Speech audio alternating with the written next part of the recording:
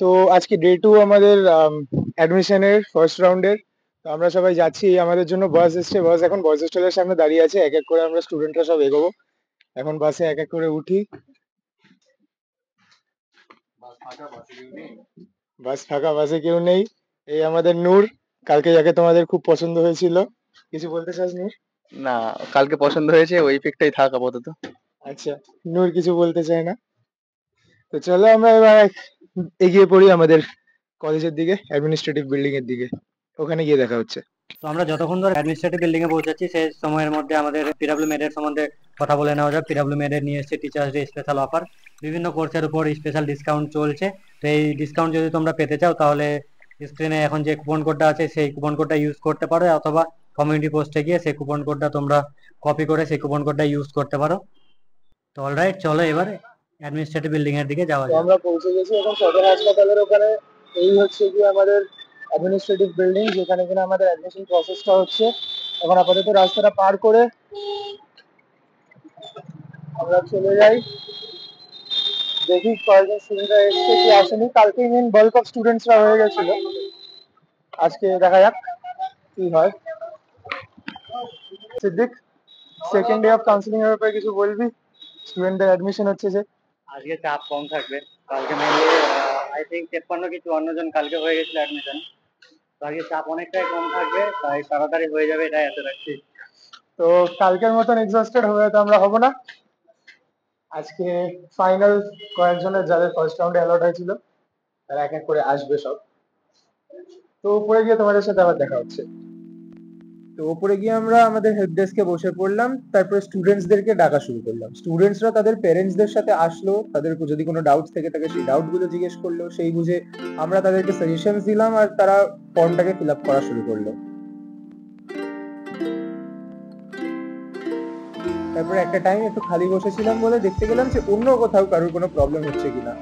এই পুরো এলাকাটা একবার হেঁটে হেঁটে সবাইকে জিজ্ঞেস করলাম আর কি, যে কারোর কোনো মেডিকেল প্রোফর্মার মধ্যে প্রবলেম আছে কিনা, কারোর কোনো বন্ডের মধ্যে প্রবলেম আছে কিনা, কি কি জেরক্স লাগবে, কত কপি ফটো লাগবে, এইগুলো সব।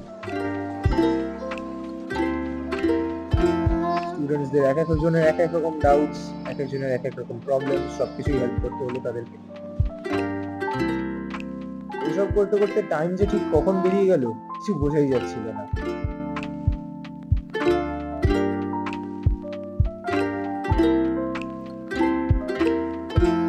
সায়ন, তোর কেমন লাগছে বল? খুবই ভালো লাগছে ভাই। সকাল 10টা থেকে বসে আছি পেট না খেয়ে দে। ভালো লাগে। হ্যাঁ, আলুর দম।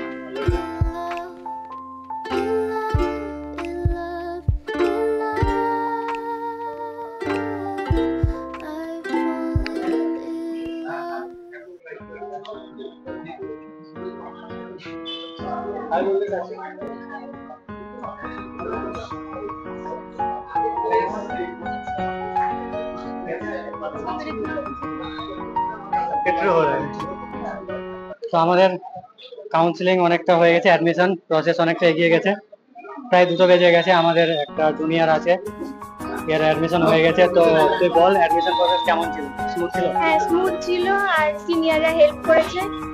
আর তারপরে বল, জলপাইগুড়ি এরিয়াটা কেমন লাগলো, আমাদের কলেজ কেমন? ভালো লেগেছে। তো আমাদের এদিকে আরো জুনিয়র আছে, এখানে জিজ্ঞাসা করি কেমন লাগলো। তো এখানে আমাদের একটা জুনিয়র ভাই আছে। ভাই, তোর নাম বল। সৌভিক কুন্ডু। নাম বল। সৌভিক কুন্ডু। তো অ্যাডমিশন প্রসেস স্মুথ ছিল?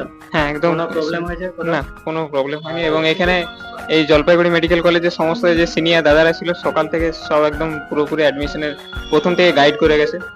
আর জলপাইগুড়ি কেমন লাগলো? জলপাইগুড়ি খুব সুন্দর জায়গা। আর কলেজ তো দেখেছি, হ্যাঁ, কলেজ কেমন লাগলো? খুব সুন্দর এবং সব থেকে ভালো এখানে সিনিয়ররা।